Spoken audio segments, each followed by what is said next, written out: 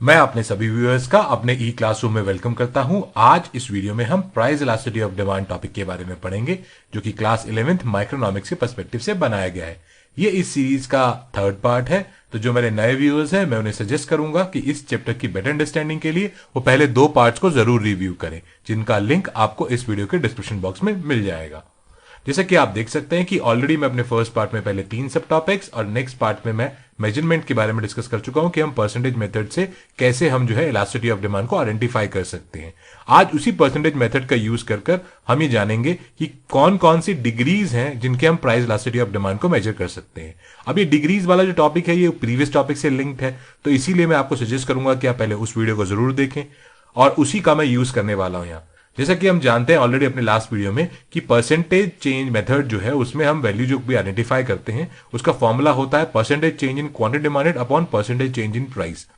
अब ये जो वैल्यूज हैं, जो फॉर्मूले की जो वैल्यूज हैं, ये वैल्यूज जो हैं डिफर कर सकती हैं फ्रॉम 0 टू इंफिनिटी। ये जो वैल्यू है ये 0 से इंफिनिटी जा सकती है, और इन 0 से इंफिनिटी जब वैल्यू जाती है तो उसके वेरियस डिग्रीज हैं और उसके वेरियस इंटरप्रिटेशंस हैं, और उन्हीं इंटरप्रिटेशंस को जानने की कोशिश करेंगे। तो इन सभी डिग्रीज को हम यहां एक चार्ट में देख सकते हैं। देखिए, हमारे पास दो एक्सट्रीम वैल्यूज हो सकती हैं इलास्टिसिटी ऑफ डिमांड की, प्राइस इलास्टिसिटी ऑफ डिमांड की। एक तो डिग्री वैल्यू 0 हो सकती है और एक वैल्यू हो सकती है इनफाइनाइट, और जो बाकी वैल्यूज हैं वो 0 और इनफाइनाइट के बीच में रहेंगी।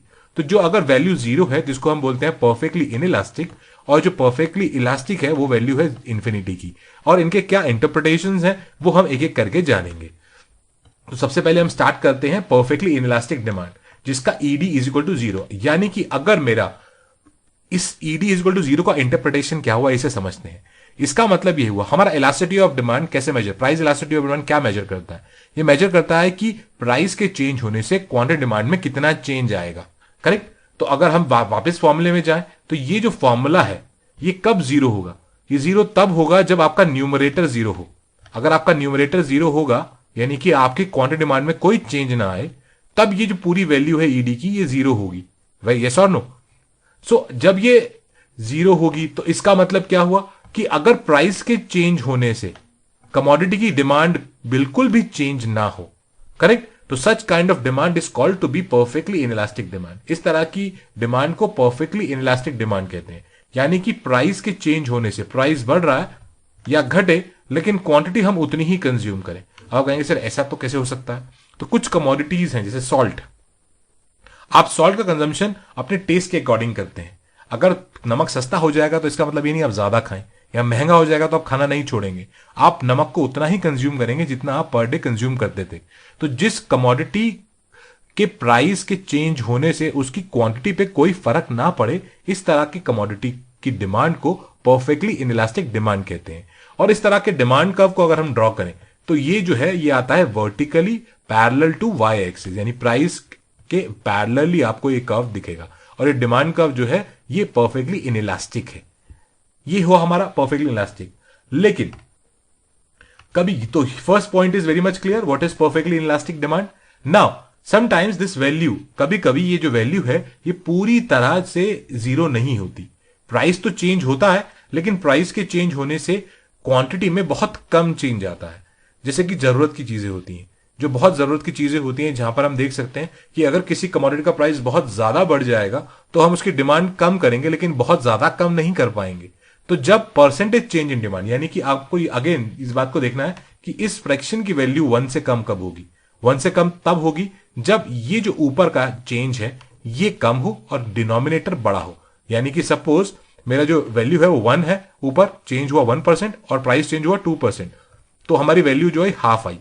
करेक्ट। तो when ever you have denominator which is greater than numerator, यानी परसेंटेज चेंज इन प्राइस जो है जब भी बड़ा होगा percentage change in quantity demanded के मुकाबले में, तो जब भी परसेंटेज चेंज इन प्राइस जो है वो ग्रेटर होगा percentage change in quantity demanded, other way में कहें कि percentage change in quantity demanded जो है वो कम है as compare to percentage change in price, तब हम कहेंगे demand is said to be inelastic. यानी कि प्राइस देखो कितना ज्यादा चेंज हो रहा है, लेकिन डिमांड के अंदर प्राइस इतना ज्यादा बढ़ गया लेकिन डिमांड बहुत कम चेंज हुई, तो प्राइस के रिलेटिवली कम चेंज हुई। तो इस तरह की डिमांड को बोलते हैं इनइलास्टिक डिमांड कर्व। इस तरह के डिमांड कर्व जो है आपको एक स्टीपर डिमांड कर्व देखने को मिलेगा, जहां पर जो है वो परफेक्टली इलास्टिक की तरह, यानी कि पैरेलल टू वाई एक्सिस तो नहीं होगा, लेकिन थोड़ा सा उससे टिल्ट होगा, यानी कि स्टीपर होगा। अब इसी सीरीज में अगर हम देखें तो थर्ड कॉन्सेप्ट जो हमारा आता है, अब दो अगर एक्सट्रीम की बात करें तो दो एक्सट्रीम्स कौन से हैं? दो एक्सट्रीम्स हैं जब अगर ये वैल्यू जो है, अगर आप ऑब्जर्व करें, ये वैल्यू जो है, अगर ये value percentage change in quantity demanded और परसेंटेज चेंज इन प्राइस जब एक दूसरे के बराबर हो जाएंगे, यानी कि ये फ्रैक्शन जो है वन कब होगी, यानी when this value will be one, this value will be equals to one when the percentage change in quantity demanded is equal to percentage change in price, यानी कि प्राइस के चेंज होने से क्वांटिटी डिमांडेड में भी अगर बराबर percentage change आए, तो इस तरह के डिमांड को हम unitary elastic, unitary means one के बराबर, यूनिटरी इलास्टिक डिमांड बोलते हैं। और ये कर्व आपको जैसा देखने को मिल रहा है, ये उस स्टीपर से थोड़ा सा और फ्लैटर हो जाएगा, और यहां पर आप देखेंगे कि almost same percentage change price में है और सेम परसेंटेज चेंज क्वांटिटी में है। इस तरह के कर्व का एक और नाम है जिसको बोलते हैं रेक्टेंगुलर हाइपरबोला। अब ये क्या है रेक्टेंगुलर हाइपरबोला? देखिए, हम किस कर्व को रेक्टेंगुलर हाइपरबोला बोलेंगे? अगर कोई कर्व इस प्रकार का हो कि उस कर्व के किसी भी पॉइंट पर रखें, तो जब भी हम किसी कर्व के पॉइंट पर रखते हैं और उससे एक्स और वाई एक्सिस को ज्वाइन करते हैं तो एक रेक्टेंगल फॉर्म होता है, जैसे कि आप यहां देख सकते हैं एक रेक्टेंगल फॉर्म हो रहा है। तो अगर किसी भी पॉइंट पर हम रखें कोई भी पॉइंट और उस पर जो भी रेक्टेंगल फॉर्म हो, उन सभी रेक्टेंगल्स का एरिया जब सेम होता है तो उस कर्व को हम रेक्टेंगुलर हाइपरबोला बोलते हैं। करेक्ट? अब इसको अंडरस्टैंड करने के लिए कि यूनिटरी इलास्टिक को रेक्टेंगुलर हाइपरबोला क्यों बोलते हैं, तो हमने एक यूनिटरी इलास्टिक डिमांड कर्व लिया जिसके अंदर हमने एक जगह क्वांटिटी और दूसरी जगह प्राइस को प्लॉट किया। करेक्ट? तो एक्स एक्सिस पे क्वांटिटी है, वाई एक्सिस पे प्राइसेस है। अब हमने रैंडम एग्जांपल लिया। देखिए, एरिया ऑफ रेक्टेंगल क्या होता है? एरिया ऑफ रेक्टेंगल होता है लेंथ इनटू ब्रेथ। करेक्ट? तो मैंने अब दो पॉइंट्स लिए, एक पॉइंट बी है जो रेक्टेंगल पे लिया, कर्व पे लिया है, और एक एफ पॉइंट लिया है। अब दोनों पॉइंट से दो रेक्टेंगल्स फॉर्म हो रहे हैं। एक रेक्टेंगल है O A B D, O A B D, and other rectangle is O C F E. Right? अगर दोनों ट्रायंगल्स का एरिया देखें, पहले ट्रायंगल में एरिया कितना है, what is length and what is breadth? Length and breadth is 5 into 8, that will be equals to 40। Right? So 5 rupees price है तो he is buying 8 quantities. When price turn into 4 he buying 10 quantities. और यहां पर price है 4, यानी length 4 and breadth 10, या breath 4 या length 10। Interchange करेंगे मल्टीप्लाई में इक्वेशन में, तो आप देखेंगे एरिया क्या रहेगा, सेम रहेगा। तो यहां पर अगर आप किसी भी पॉइंट को प्लॉट करेंगे और उस पॉइंट से अगर कोई रेक्टेंगल जो फॉर्म करेगा, अगर उन सब रेक्टेंगल्स का एरिया सेम रहता है, क्योंकि ये जो रेक्टेंगल्स फॉर्म हो रहे हैं इनका एरिया जो है वो आपके टोटल एक्सपेंडिचर के बराबर आ रहा है। और हमारा एक प्रॉपर्टी होता है टोटल एक्सपेंडिचर में कि जब यूनिटरी इलास्टिक डिमांड कर्व हो तो प्राइस के चेंज होने से टोटल एक्सपेंडिचर चेंज नहीं होता। करेक्ट? तो इसीलिए हम जो elasticity unitary elastic demand curve को रेक्टेंगुलर हाइपरबोला भी बोलते हैं, क्योंकि इसके एरियाज जो फॉर्म होते हैं वो सब सेम होते हैं, और जो रेक्टेंगल के बीनीथ जो एरियाज फॉर्म होते हैं वो सब सेम होते हैं। और इस कर्व का एक और नाम है which is called as rectangular hyperbola. Correct? So this is unitary elastic demand curve. Again हमारा जो पूरा लॉजिक है वो किस बेस्ड है? इस फॉर्मूले के ऊपर कि ये वैल्यू 1 है। अब ये वैल्यू 1 से बड़ी कब होगी? ये 1 से बड़ी कब होगी? 1 से बड़ी तब होगी जब आपका न्यूमरेटर बड़ा हो डिनोमिनेटर से। अब न्यूमरेटर में क्या है हमारे? न्यूमरेटर में है percentage change in quantity demanded, और डिनोमिनेटर में क्या है? Percentage change in price.